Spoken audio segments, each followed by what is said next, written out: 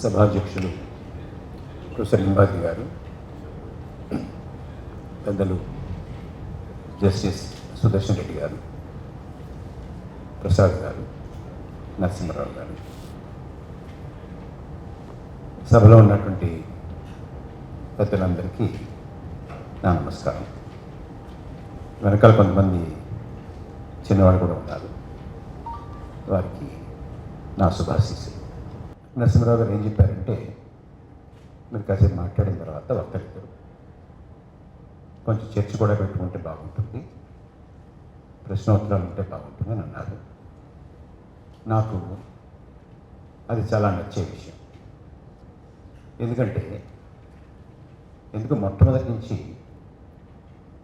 ఈ మన్ కీ బాత్ ఫార్మాట్ నాకు ఇష్టం ఉండదు.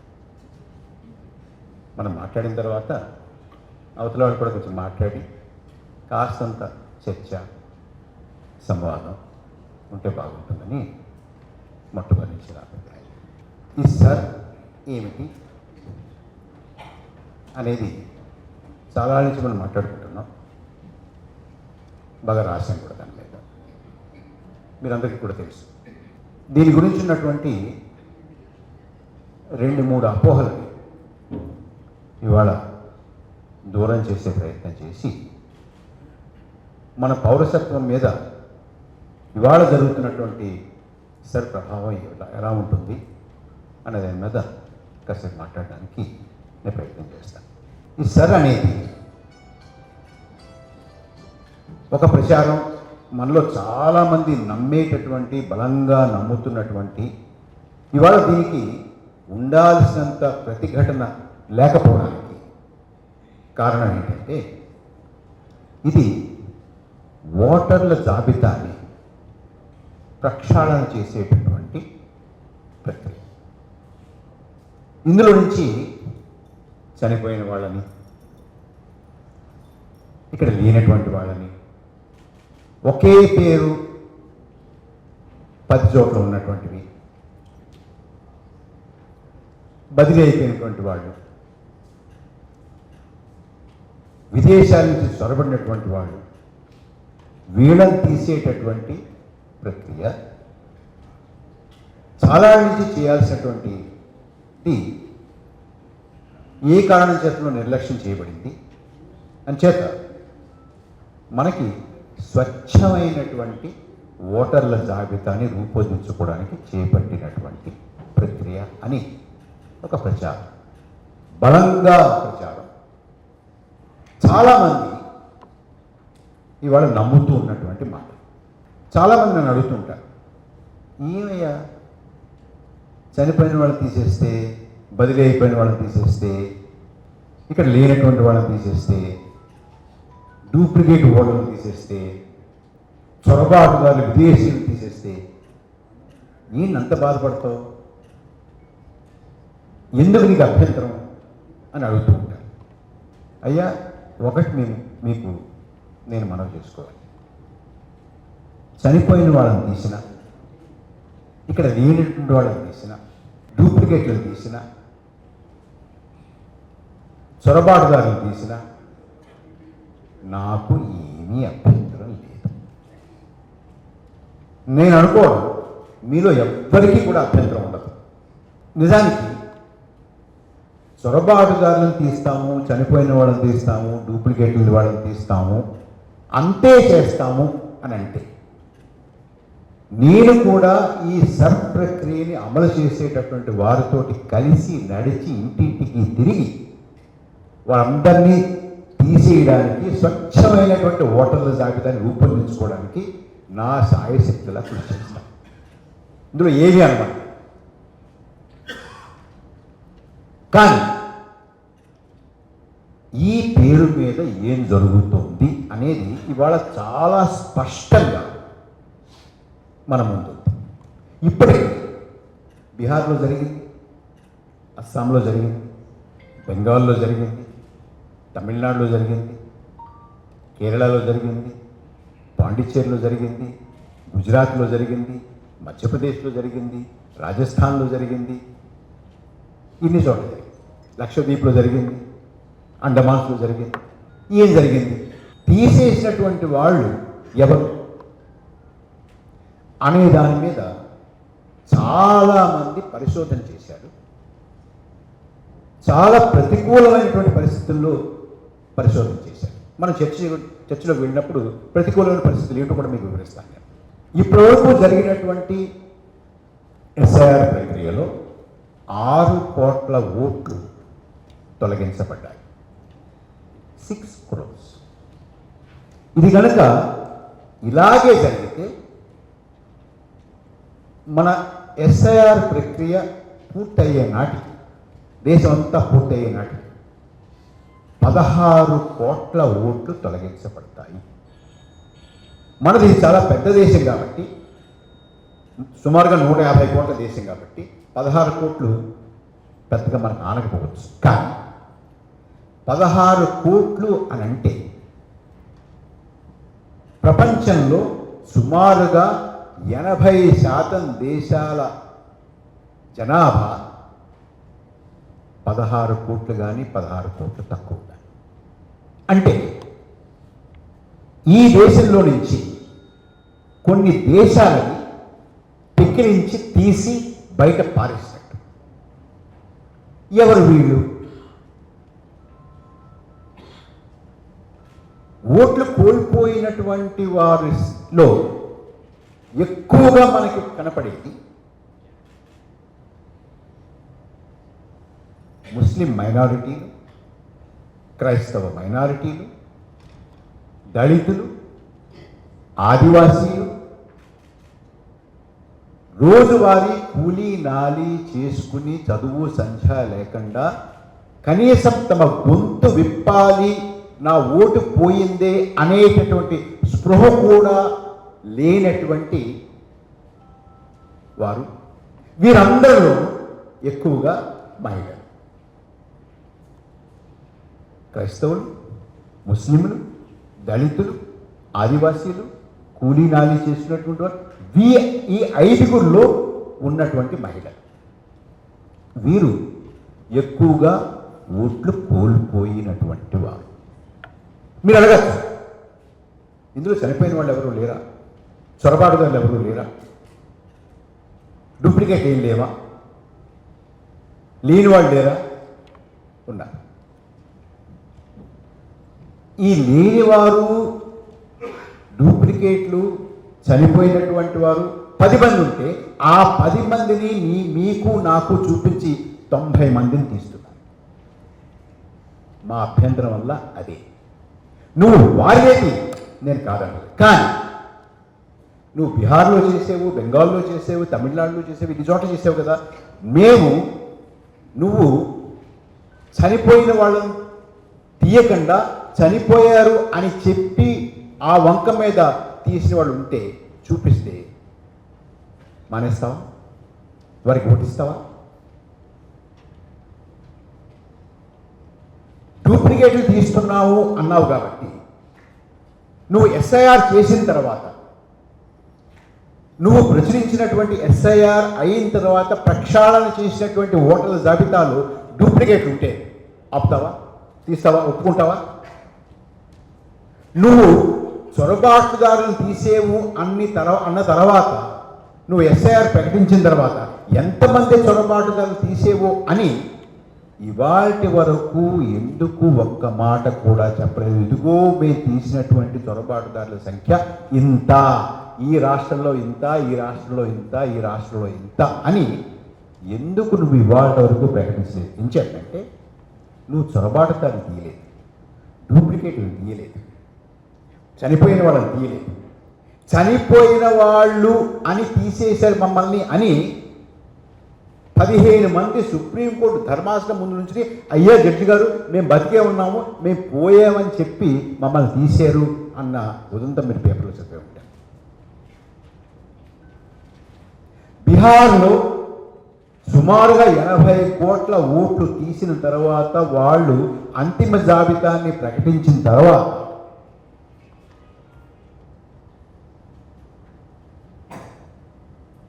ఎంతమంది చొరబాటుదారులు ఇందులో అని అంటే, మొత్తం వాళ్ళు ప్రకటించిన తుది జాబితా 7,42,00,000 7,42,00,000 ఆ మొత్తం ప్రక్రియలో చొరబాటుదారులు వీళ్ళు ఉన్నారు అని అభ్యంతరాలు వ్యక్తమైనటువంటి పేర్ల సంఖ్య 7,42,00,000లో 1,069.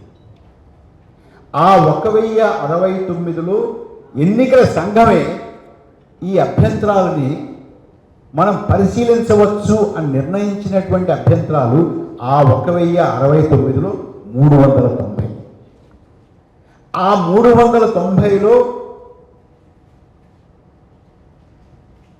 సరిహద్దు దగ్గర సీమాంచల్ అనే ప్రాంతంలో ఉన్నటువంటి చొరబాటుదారులు వీళ్ళు విదేశీయులు అని వచ్చినటువంటి అభ్యంతరాలలో అక్కడ పరిశీలించవచ్చు అని తేలినటువంటి వాటి సంఖ్య 10. ఆ 10లో వీరు చెప్తున్నటువంటి ముస్లింల సంఖ్య 5. ఆ 5లో 2 వాకప్ చేస్తే మరణించారు. సో వీరు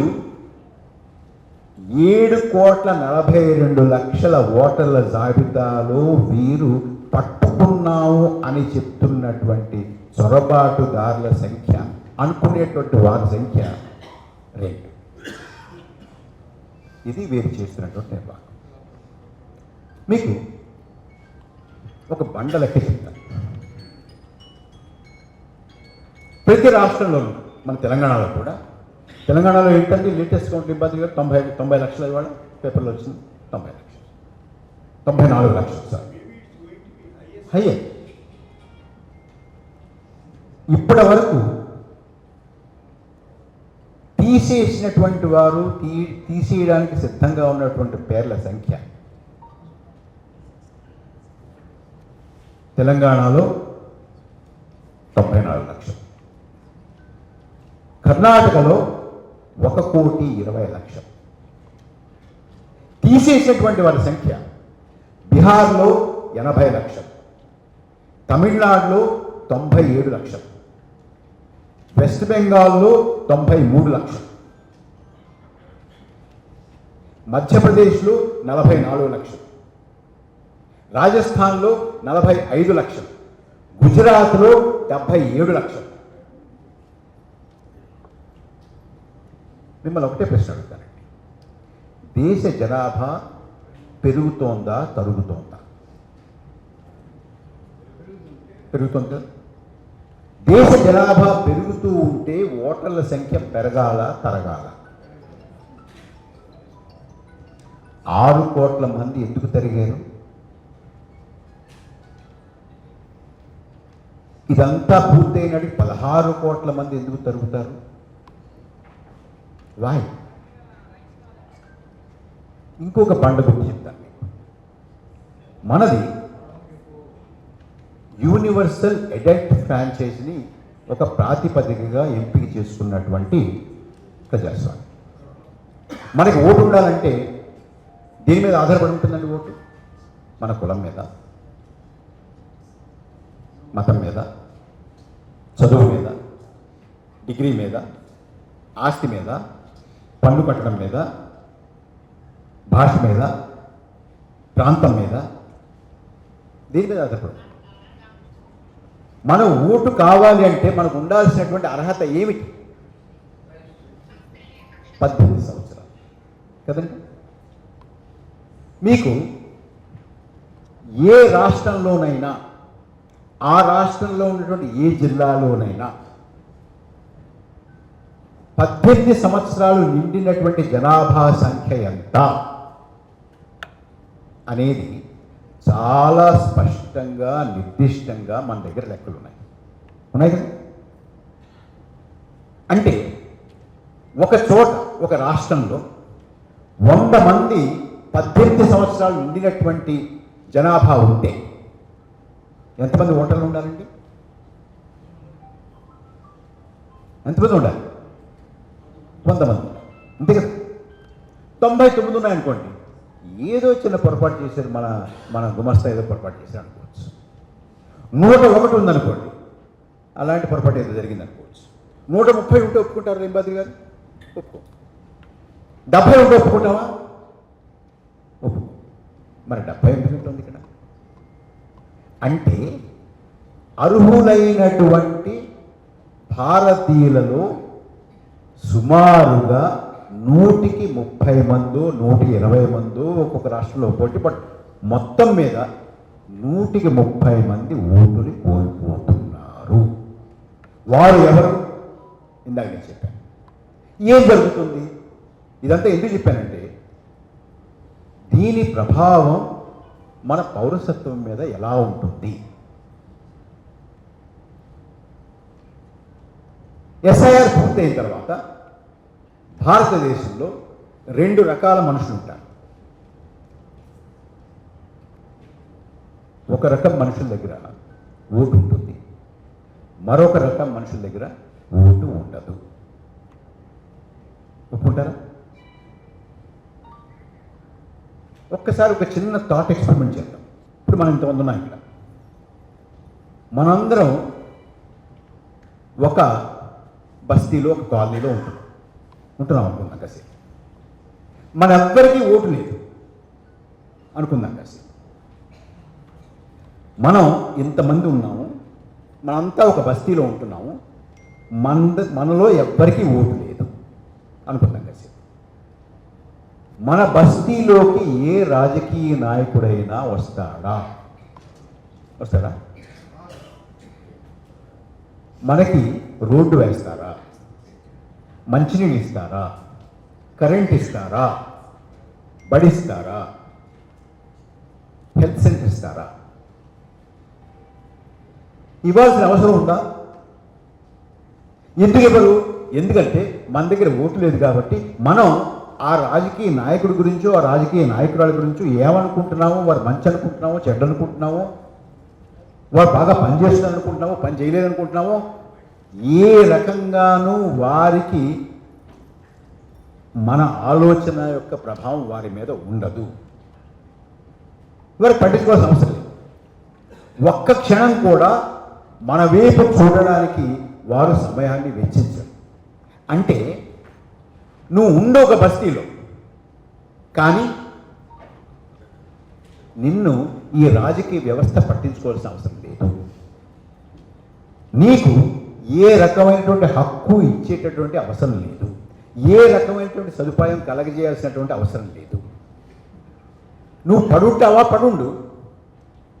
కానీ రాజ్యం మీద, దేశం మీద, దేశ వనరుల మీద నీకు ఏ రకమైనటువంటి ఏ విధమైనటువంటి అధికారం కానీ హక్కు కానీ అడిగేటటువంటి అవకాశం కానీ ఉండదు. అలా ఉంటానంటే ఉండు. అంటే there is a person who has a right on the state, there is another person who has absolutely no right on the state. This is the first very important impact of SIR on India's political society. ఇక్కడ ఒక చిన్న historical background ఇవ్వాలి. ఈ historical background ఎందుకు ఇవ్వాలంటే ఈ SIR కానీ ఈ సిటిజన్షిప్ కానీ వీటన్నిటికీ మౌలికంగా ఒక ప్రాతిపదిక ఉంది. ఏమిటి ఆ ప్రాతిపదిక? ఆ ప్రాతిపదిక ఏంటంటే ఒక ప్రశ్నకి సమాధానం. ఆ ప్రశ్న ఏమిటి? ఈ దేశం ఎవరిది? ఈ దేశం ఎవరికి చెందుతుంది? Who does this nation belong to? ఇది ఐరోపాలో, అమెరికాలో, ఆఫ్రికాలో, చాలా దేశాల్లో ప్రపంచంలో దీనికి ఒక సమాధానాన్ని వెతుక్కున్నారు. ముఖ్యంగా ఐరోపాలో దీన్ని అమలు చేసుకున్నారు. That is called a nation state. The state belongs to the nation. And who is the nation? Who is the nation? ఎవరు ఈ జాతి? ఎవరు ఈ జాతి? ఈ మతాన్ని అవలంబించేటువంటి వారు. ఈ సంస్కృతిని అవలంబించేటటువంటి వారు, ఈ భాష మాట్లాడేటటువంటి వారు, ఈ సభ్యతలో ఉన్నటువంటి వారు, ఈ రంగులో ఉన్నటువంటి వారు అని వారు నిర్వచించుకుని ఆ సభ్యత, ఆ భాష, ఆ మతం, ఆ సంస్కృతికి సంబంధించినటువంటి వాళ్ళది ఈ దేశం. మిగతా వాళ్ళు, ఇది కానటువంటి వాళ్ళు ఆ దేశంలో మైనారిటీలు ఉంటే ఉండండి, అయితే పోండి. పంపగలిగితే మంచిదే, పంపలేకపోతే చంపండి, చంపలేకపోతే పంపండి. బయటికి గింటేశారు. జర్మనీలో గింటారు, రువాండాలో గింటారు, అనేక దేశాల్లో గింటారు. ఈ మధ్య నగోర్నో కరబాకులో ఇంకా గింటుతున్నారు. ఆ మధ్య రువాండాలో గింటే నేను చెప్పినట్టు.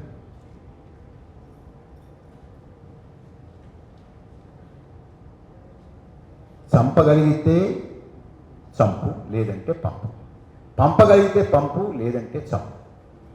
ఇది ప్రాతిపదికగా జాతీయ రాజ్యాలు ఈ ప్రపంచంలో ఉద్భవించాయి. ఆ జాతికి చెందినటువంటి వారు ఉండండి, కానీ మాకు లోబడి ఉండండి, మాలాగా ఉండండి, మేము మిమ్మల్ని సహించేలాగా ఉండండి. మా భాష నేర్చుకోండి, మా సంస్కృతి నేర్చుకోండి, మాలాగా మీరు కూడా ఉంటే మిమ్మల్ని మేము సహించేలాగా మిమ్మల్ని మీరు తీర్చిదిద్దుకుంటే ఉండండి. మా ఇష్టాయిష్టాల మీద, దయాదాక్షిణ్యాల మీద ఉండండి అనేది ప్రపంచవ్యాప్తంగా జాతీయ రాజ్యాల ఆవిర్భావంలో మౌలికంగా ప్రాతిపదికగా ఉన్నటువంటి సూత్రం. That was the basis. Who does this nation belong to? It belongs to this, it belongs to that, it belongs to the language people, it belongs to this religious people, it belongs to that racial people, it belongs to that kind of a people with that kind of a color, etc. etc. ఇక్కడ భారతదేశ విశిష్టత మనం చెప్పుకోవాలి.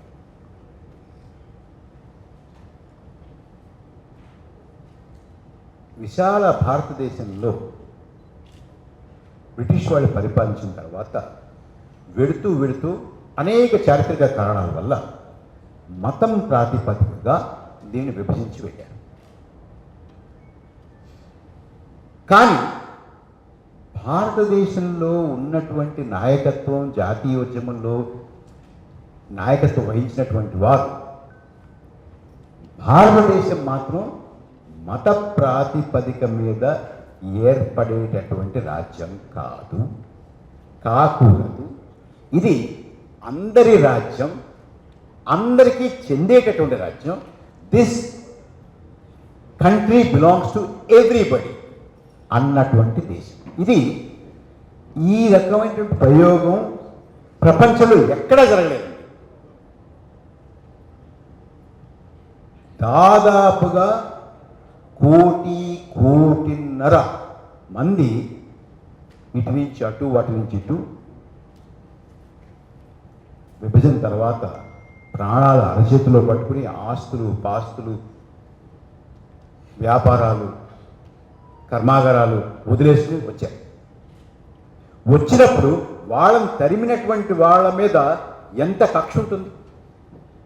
అంత కక్షతోటి అంతమంది కాంతిసీకులు ఢిల్లీలోను, కలకత్తాలోనూ ఉన్నప్పుడు, ఢిల్లీలో ఉన్నప్పుడు మన భారత జాతీయ నాయకత్వం అప్పుడే అధికారం చేపట్టిన తర్వాత ఇంకా ఈ దేశం ఒకటిగా ఉంటుందా, మన పరిపాలన చేయగలుగుతామా, ఈ దేశం స్థిరపడుతుందా అని డోలాయమాన పరిస్థితులు ఉన్నప్పుడు మీ అందరికీ తెలుసు, మనకి స్వాతంత్రం వచ్చే నాటికి మన సైనికులు కానీ, సైన్యాధ్యక్షులు కానీ, పోలీసులకు సంబంధించినటువంటి వారు కానీ, గూఢచర్యానికి సంబంధించినటువంటి వారు, వాళ్ళందరూ కూడా మన చేతిలో ఉన్నటువంటి వారు, వాళ్ళు ఇంకా బ్రిటిష్ వాళ్ళే.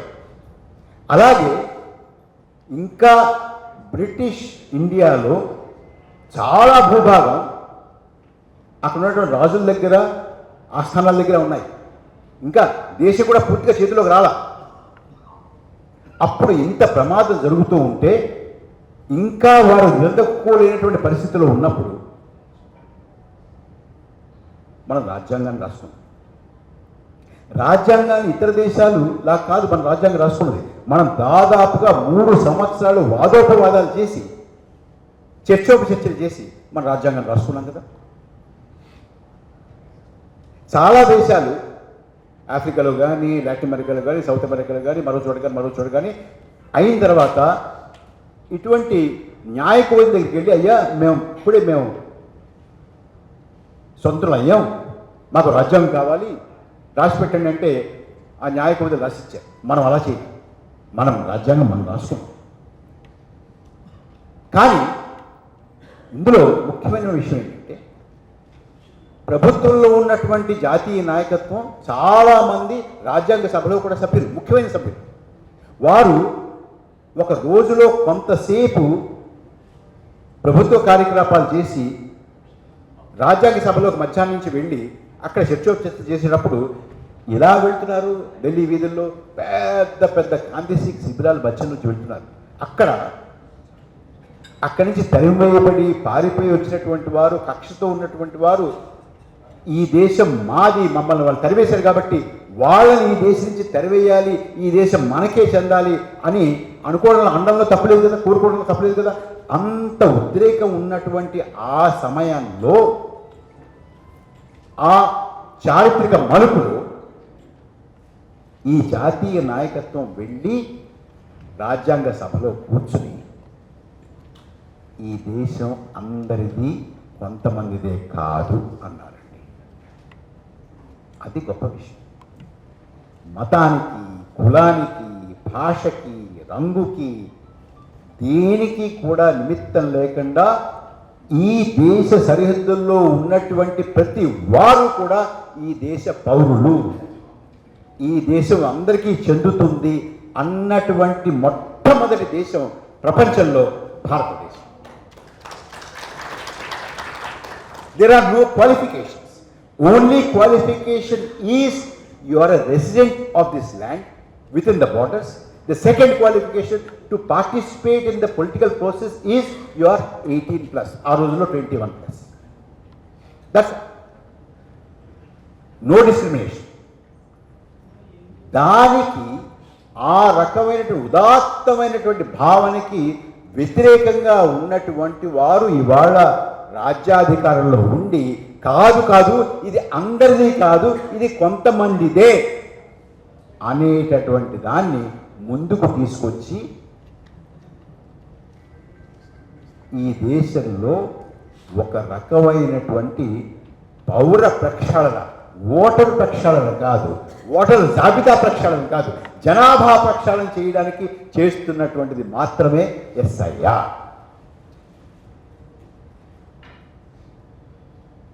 దీనికి పౌరసత్వం మీద ఏమి ప్రభావం పడుతుంది? యూరోప్లోను, ఆఫ్రికాలోను, మరొక చోట నా వాడు కాకపోతే, నా మతానికి, నా భాషకి, నా నాగరికతకి, నా సభ్యతకి, నా రంగుకి చెందకపోతే సంపన్న చంపారు, పంపన పంపారు. పౌరసత్వం లేదు. ఇక్కడ మనం చంపలేము, పంపాలి. ఏం చేయాలి? చంపలేకపోతే ఏం చేయాలంటే పౌరుణ్ణి చంపలేకపోతే పౌరసత్వాన్ని చంపు. పౌరసత్వాన్ని చంపడం అంటే ఏం చేయాలి? ఓటుని చంపు. ఓటుని చంపిన తర్వాత మీకు పౌరసత్వానికి అర్థమే లేదు.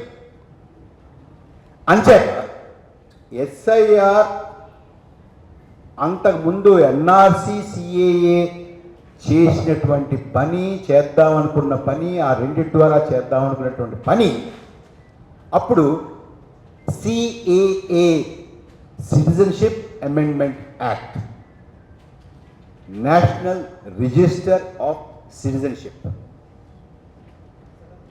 ఎన్ఆర్సి, సిఏఏ, ఈ రెండిట్లో సి ఉంది.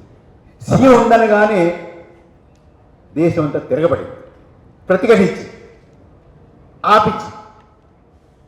ఎస్ఐఆర్లో సి లేదు కదా. అంచేత చాలా సులువుగా, సజావుగా ఎవరి అభ్యంతరం లేకుండా ఇదంతా కేవలం ఓటు ప్రక్షాళన అనేటటువంటి విషయం మీద చేస్తున్నటువంటిది. ఇది అక్కడ రక్తపాతంతో కూడినటువంటి నరమేధం ఉంటే ఇక్కడ రక్తపాతరహిత నరమేధం చేయడమే ఎస్ఐఆర్ లక్ష్యం. పౌరసత్వాన్ని తుదముట్టించడమే ఎస్ఐఆర్ లక్ష్యం. చనిపోయిన వాళ్ళ పేరు మీద, లేని వాళ్ళ పేర్ల మీద, డూప్లికేట్ పేరు మీద ఉన్నటువంటి వాళ్ళు, డూప్లికేట్ కానటువంటి వాళ్ళు, బదిలీ కానటువంటి వాళ్ళు, వాళ్ళని వారికి కిట్టనటువంటి వాళ్ళని ఓటర్ల జాబితాలో నుంచి తొలగించి పౌరసత్వం నుంచి దూరం చేయడమే ఎస్ఐఆర్ లక్ష్యం. లేకపోతే జనాభా పెరుగుతున్న దేశంలో 6 కోట్ల మంది 16 కోట్ల మంది ఓటు హక్కును ఎలా కోల్పోతారు? ఎవరు కోల్పోతున్నారు? వారికి కిట్టని వాళ్ళు కోల్పోతున్నారు. దురదృష్టం ఏంటంటే రాజకీయ పార్టీలది కేవలం ఎన్నికల దృష్టిలో మాత్రమే చూసి ఇది ఎన్నికలకి ఎవరికి ఉపయోగపడుతుంది, ఎవరికి ఉపయోగపడదు అనే దృష్టిలోనే చూసి ఇది ఎన్నికలకు వాళ్ళకు ఉపయోగపడట్లేదు, వీళ్ళకు ఉపయోగపడట్లేదు. నేను చాలామంది రాజకీయ నాయకులు కొంతమంది తెలిసిన వాళ్ళు ఉన్నారు, అన్ని రాష్ట్రాలు, చాలా రాష్ట్రాలు ఉన్నారు. నేను ఎన్నికలకు ముందు వాళ్ళకి జాగ్రత్తగా చూసుకుంటున్నారా ఎస్ఆర్ అంటే వాళ్ళు ఒకటే మాట చెప్పేవారు నాకు, బాగా చూసుకున్నాం, మా నియోజకవర్గంలో ఓట్లు తీశారు కానీ నా ఓట్లు పోలేదు, వాళ్ళ ఓట్లు పోయి. ఎవరు అంటే ఒక పౌరుడి ఓటు హక్కు పోయింది, ఆ పౌరుడు నా ఓటర్ అయితే నేను ఇబ్బంది పడాలి కానీ నా ఓటర్ కాకపోతే ఇబ్బంది పడాల్సిన అవసరం లేదు అనేటటువంటి పరిస్థితులు ఇవాళ మన రాజకీయ పార్టీలు, రాజకీయ నాయకులు ఉన్నారు. ఇంకొక రకం ఉన్నారు, వాళ్ళు ఏమన్నారంటే పోయే ఓట్లు నాకు పడేటువంటి ఓట్లు పోయాయి కానీ వాళ్ళు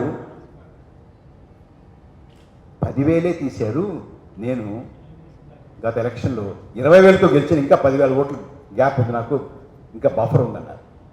అంటే you don't care if an eligible voter is denied a voting right. నా ఓటర్ కాకపోతే పర్వాలేదు, నా ఓటర్ అయినా కూడా నాకు గతంలో వచ్చిన మెజారిటీ కన్నా కూడా తక్కువ ఉంటే పర్వాలేదు. 6 కోట్ల మంది, నరసింహరావు గారు, 6 కోట్ల మంది ఈ దేశంలో ఇప్పటికీ ఓట్లు కోల్పోతే వారందరినీ మీరు సంఘాలుగా ఏ రాష్ట్రానికి ఆ రాష్ట్రం, ఇప్పుడు ఇక్కడ జరుగుతుంది కదా, ఇక్కడ 94 లక్షల మంది ఓట్లు కోల్పోయారు. రేపు పొద్దున్న 94 లక్షల నుంచి 92, 90, 89, 88 అంటారు. అబ్బా 94 లక్షల నుంచి 88 లక్షలకే వచ్చింది అని సంతోషించేవాడు కొంతమంది ఉంటారు ఈ డిస్కౌంట్ స్టోర్స్ లాగా. అలా ఆ 80 లక్షలను, 85 లక్షలను, 90 లక్షలను మీరు ఒక సంఘంగా, ఒక అసోసియేషన్గా, ఒక యూనియన్గా ఓటు కోల్పోయినటువంటి వారి సంఘాలని ప్రతి రాష్ట్రంలోనూ ఏర్పాటు చేసి వారందరినీ కాన్ఫెడరేషన్ తోటి ఓటు కోల్పోయినటువంటి భారతీయులు అనేటటువంటిది ఒక ఆల్ ఇండియా అసోసియేషన్ పెట్టి ఈ దేశంలో ఉద్యమిస్తేనే కానీ మన పౌరసత్వాన్ని, మన ఓటు హక్కుని, మన ప్రజాస్వామ్యాన్ని, మన రాజ్యాంగాన్ని మనం కాపాడుకోలేము. మిగతా విషయాలు చర్చలో మాట్లాడుకుందాం. Thank you very much.